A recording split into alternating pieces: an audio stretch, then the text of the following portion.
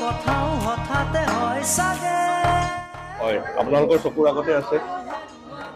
আপোনাৰ মানুহৰ ভিৰ আমি 31 তাৰিখৰ পৰা আমি ৰৈ বিনালৈ ৰাতিপুৱা 7:30 বজাৰ পৰা আমি আৰম্ভ কৰিম গোটেই দিনটোত 11টা শ্ব' চলিব ৰাতি 10:30টাত লাষ্ট শ্ব' পৰিছে আৰু আমি আশা ৰাখোঁ যে আমি কণ্টিনিউ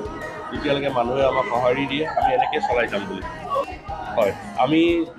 যোনটো ৰেছপন্স দেখিছোঁ ক্ৰাউড মেনেজমেণ্টৰ কাৰণে আমাক এডমিনিষ্ট্ৰেশ্যনত আমি চিভিল ডিফেন্সৰ কাৰণে এপ্লাই কৰিছোঁ 6জন চিভিল ডিফেন্সৰ মানুহ থাকিব 2জনকৈ প্ৰত্যেকটো শ্বিফ্টত ফৰ ক্ৰাউড মেনেজমেণ্ট আৰু আমি আশা ৰাখোঁ যে জুবিনদাৰ চিনেমাত আমি ভাবিয়ে পোৱা নাই যে এনেকুৱা কিবা এটা ইনচিডেণ্ট হ'ব বুলি বাট ফৰ ক্ৰাউড মেনেজমেণ্ট আমি নিজৰ ছেফটি আৰু পাব্লিকৰ ছেফটিৰ কাৰণে আমি চিভিল ডিফেন্সৰ মানুহ আমি ইকুইপ কৰিম প্ৰত্যেকটো দৰ্শনীত আপোনাৰ আমাৰ এটা অডিট যোনটো অডি 1 সেইটোত 125জনে চাব পাৰিব আৰু 2 নম্বৰ অডিট 229জনে চাব পাৰিব প্ৰথম কথা এতিয়া আপুনি সোধাৰ লগে লগে মোৰ গাৰ নাম নাখাই আছে আমাৰ হিয়াৰ আমঠু জুবিন গাৰ্গৰ যি দুৰ্ঘটনা ঘটিত হ'ল যাৰ বাবে আমি তাক অকালতে হেৰুৱালোঁ তাৰ বেদনাটো আমাৰ গোটেই বিশ্ববাসীয়ে এতিয়া হেৰি কৰি আছে গতিকে আজিলৈকে কোনো এনেকুৱা নজিৰ নাছিলে মোৰ জীৱনত মোৰ এতিয়া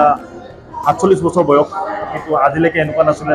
এখন চিনেমা চাম অসমীয়া চিনেমা চাম তাকো 7 দিনৰ আগতে টিকট কাটি ক্ষেত্ৰত আচলতে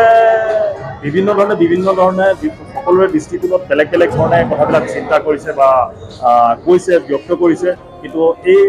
বিষয়ে মই একো নকওঁ মাত্ৰ এটাই জানো তেওঁ ভগৱান আছিল আৰু তেওঁক সদায় আমাৰ মাজত অমৰ কৰি ৰাখিব লাগিব তাৰ কাৰণে তেখেতৰ এই চিনেমাখনত মই মোৰ সাধ্য অনুযায়ী যদি 2জন মানুহক মই দেখুৱাবও লাগে চিনেমাখন টিকট কাটি মই প্ৰয়োজন হ'লে দেখুৱাম মই জুবিন গাৰ্গৰ কাৰণে ইমানখিনি কৰিবলৈ ধন্যবাদ